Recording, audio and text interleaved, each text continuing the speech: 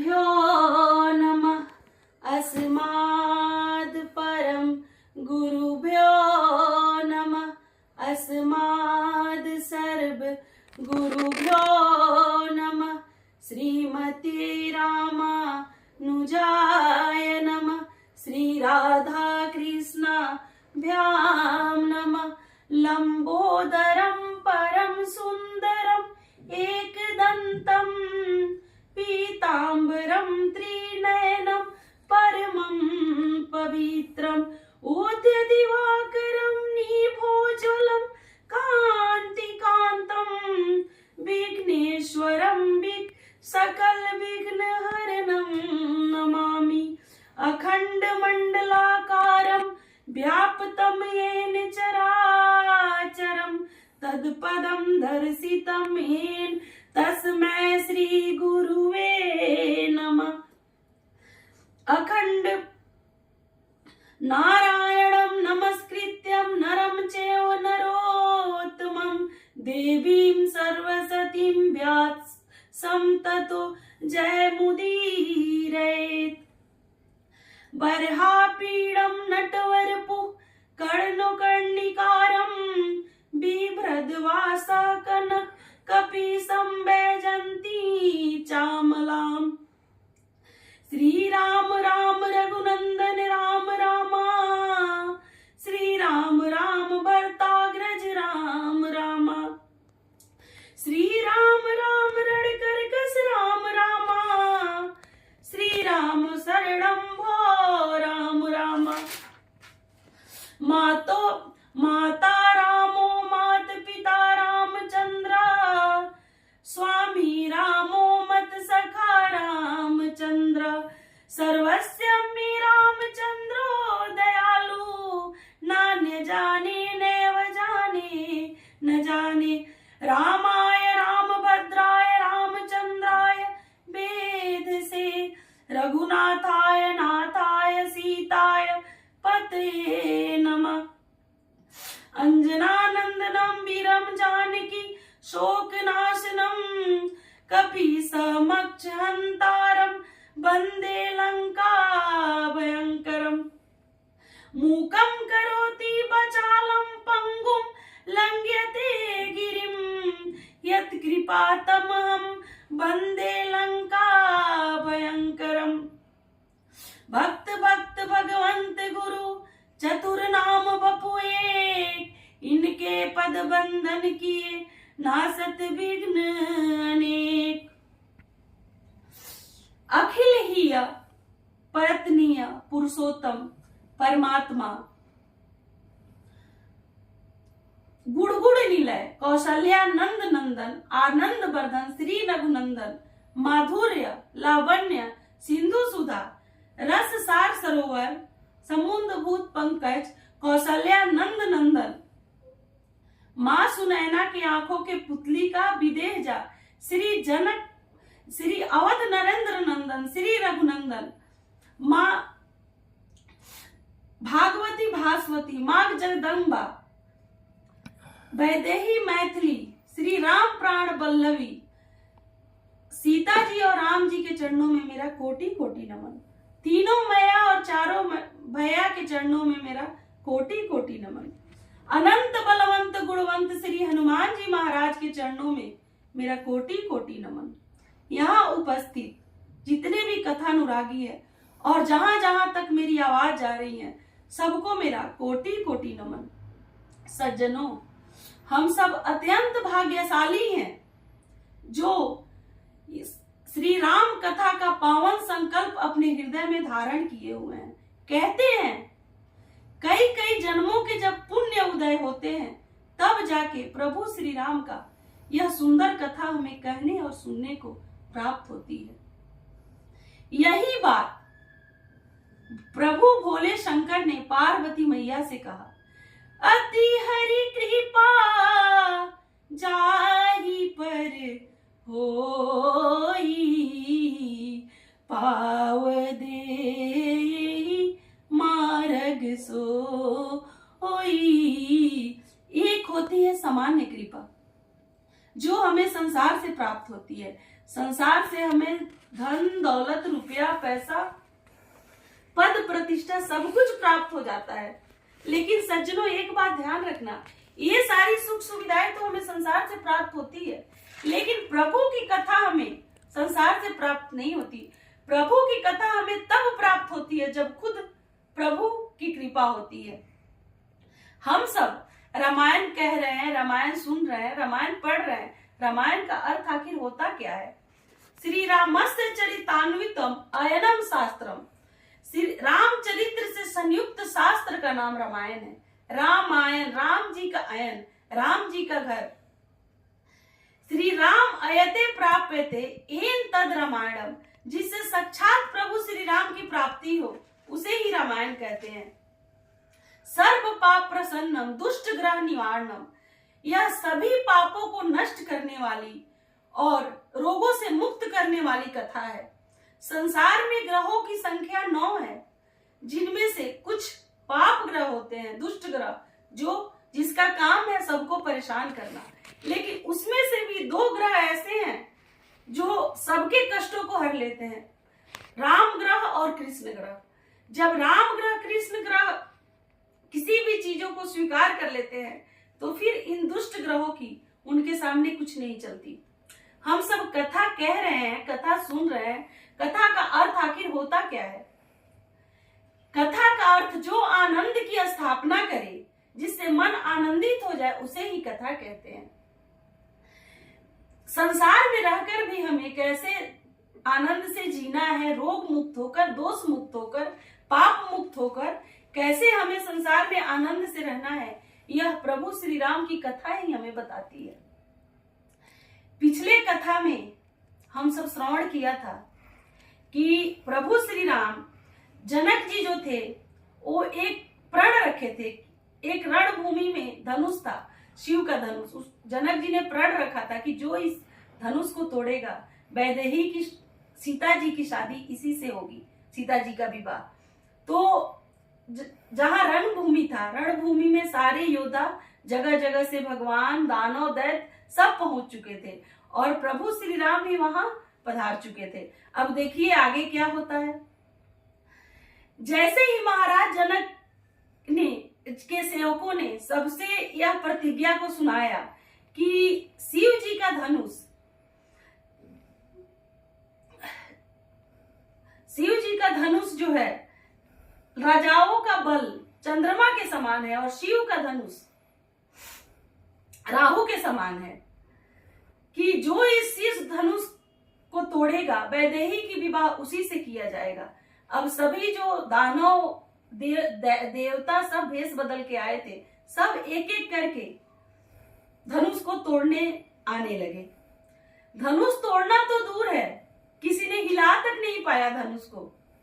फिर क्या हुआ, जब एक राजा जब धनुष को नहीं तोड़ पाए, एक से काम नहीं बना, तब सब राजा मिलकर, देखिए आगे क्या करते हैं। भूप सहस दस एक ही बारा,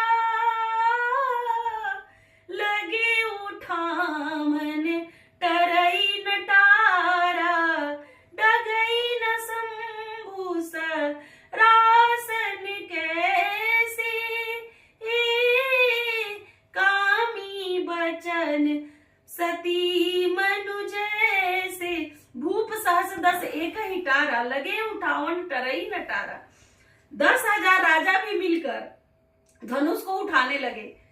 इतने राजाओं के मिलने के बाद भी धनुष तोड़ना तो दूर है, धनुष हिला तक नहीं। जैसे किसी कामी पुरुष के वचनों से किसी सती का मन चलायमान नहीं होता, ठीक वैसे ही धनुष हिला तक नहीं। सभी राजा उपहास के पात्र बन गए। जैसे वैराग्य के बिना सन्यासी उपहास के पात्र, अगर सन्यासी वैराग्य ना ले तो उपहास के पात्र बन जाता है, ठीक वैसे ही सब लोग उपहास के पात्र बनकर और अपने अपने स्थान पर ग्रहण कर लिए सिंहासन पर। यह दृश्य देखकर महाराज जनक ने ऐसी बात कही, बहुत दुख से सने हुए बात उन्होंने कहा। हे देश देश के आए हुए राजा, जो प्रण मैंने ठाना था वो प्रण सुनकर देवता और दैत्य सब यहाँ अपना अपना भेष बदल के पधार चुके हैं।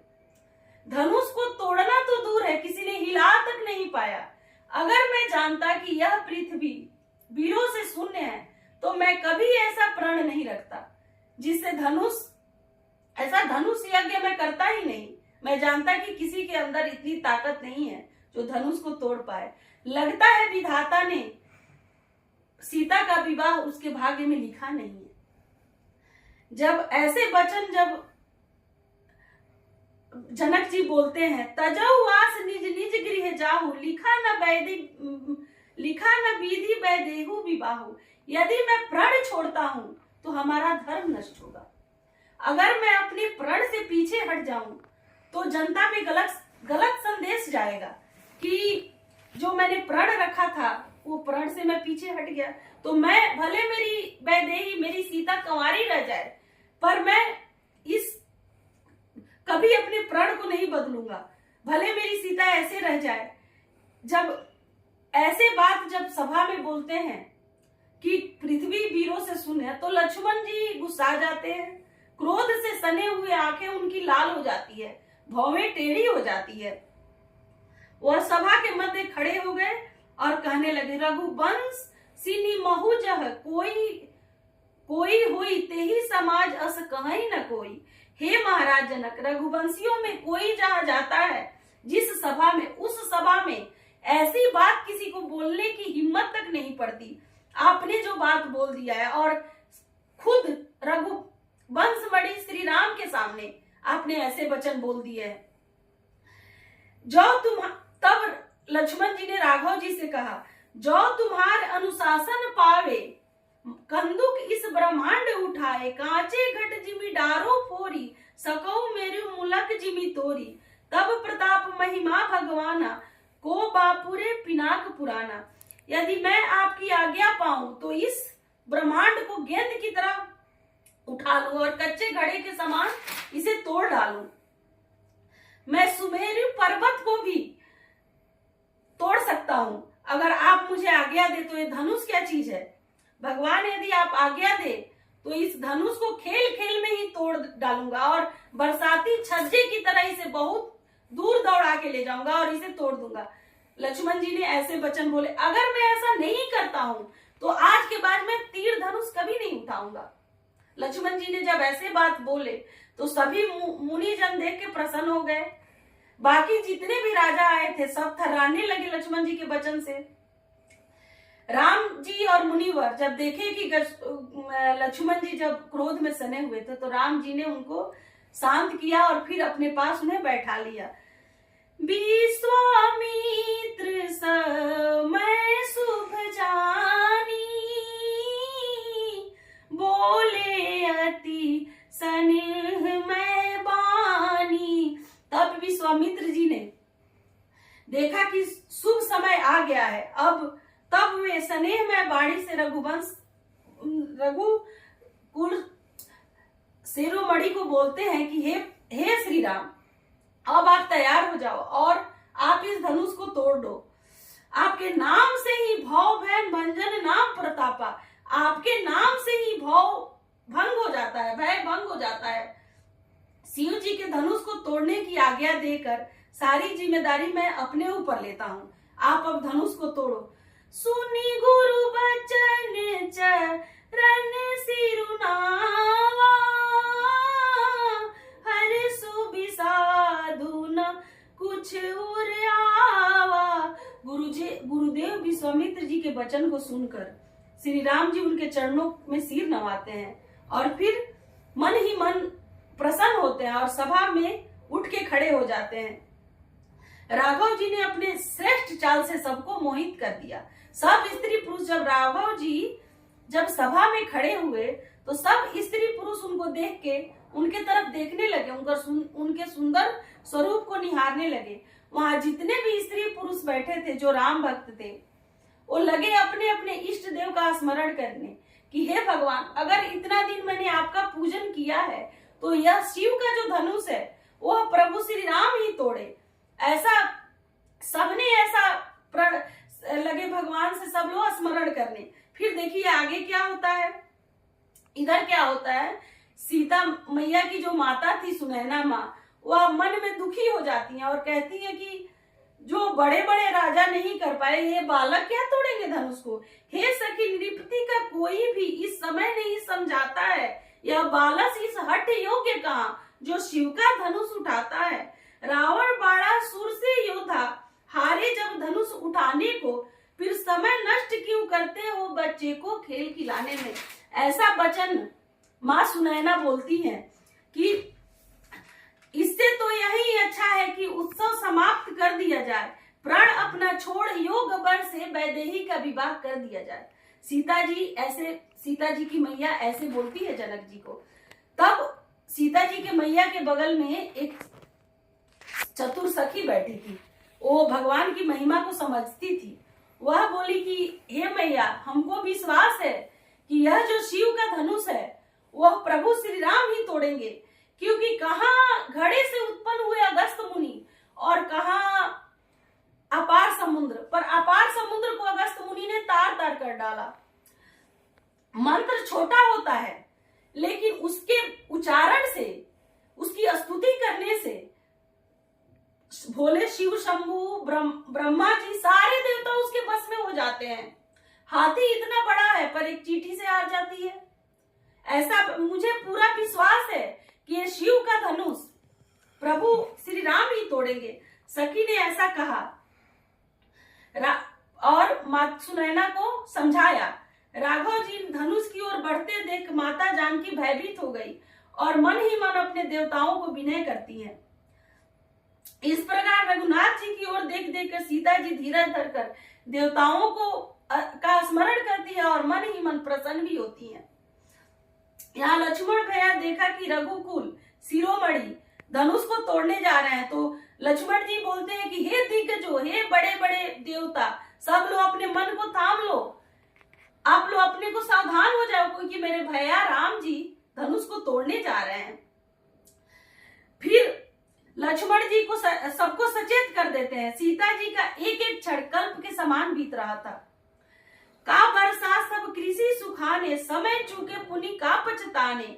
सारी तब राम जी जब देखते हैं सीता जी को तो बोलते हैं कि सारी खेती सूख जाने के बाद वर्षा हो तो वह किस काम की। समय बीत जाने पर, अगर भगवान के कोई समय बीत जाए, अगर हम कोई काम करें और काम ना हो तो फिर समय बीत जाने पर क्या होगा, कुछ नहीं होगा। गुरु ही प्रणाम मन ही मन कीन्हा। तब राम जी गुरु जी को मन ही मन प्रणाम करते हैं, धनुष को उठा लिया और उसे हाथ में लिया। वह धनुष बिजली, जब हाथ में जैसे ही प्रभु श्री राम उस धनुष को लेते हैं तो वह बिजली के समान चमकी और आकाश में मंडलाकार हो गई धनुष। तेई छन राम मध्य धनु तोड़ा, बारे भुवन धुनी घोरे कठोरा। सब देखते ही रह गए। राम जी खड़े हैं, इस समय उन्होंने बीच में धनुष को तोड़ा है। बीच में तोड़ने का भाव अभिमान रूपी है।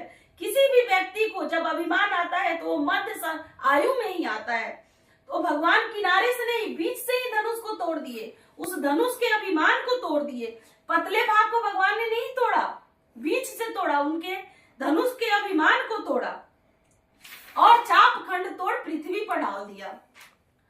धनुष के टूटने के घोर ध्वनि से, शब्द से पूरा संसार भर गया और सारे लोग उस शब्द से गूंज गए। सूर्य के घोड़े मार्ग छोड़कर चलने लगे, दिग्गज और दिग्गज चिघाड़ने लगे। देवता सब समझ गए कि पृथ्वी डोलने लगी कि आज इस धनुष को लग रहा है प्रभु श्री राम ने तोड़ डाला। और मुनि यह घनघोर ध्वनि सुनने के बाद सबने निश्चय कर लिया कि धनुष को तोड़ डाला और उस प्रभु राघवेंद्र सरकार की जय जयकार होने लगी। बोलिए जय श्री राम। वाल्मीकि रामायण में लिखा है कि मुनि श्रेष्ठ श्री विश्वामित्र जी, श्री जनक जी और श्री लक्ष्मण जी, ये तीन लोग, ये लोग थे वही बस देखे कि प्रभु श्री राम ने कैसे धनुष को तोड़ा है। बाकी सब लोग मूर्छित होके वहां गिर गए थे। धनुष के टूटने के बाद सब उठे हैं। ऐसी उस धनुष से ध्वनि निकली और भगवान ने धनुष के अभिमान को तोड़ डाला। धनुष तो धनुष है, भगवान ने इससे एक संकेत दिया कि मनुष्य के अभिमान को भी उन्होंने तोड़ दिया। ऐसे करके प्रभु श्री राम ने धनुष को तोड़ डाला। और ये ऐसे धनुष तोड़ा। अब आगे क्या होता है धनुष तोड़ने के बाद, इस कथा को मैं अगले वक्तव्य में श्रवण कराऊंगी आप सभी को। तब तक के लिए शुभ रात्रि। राधे राधे। गुरु जी के चरण स्पर्श। राधे।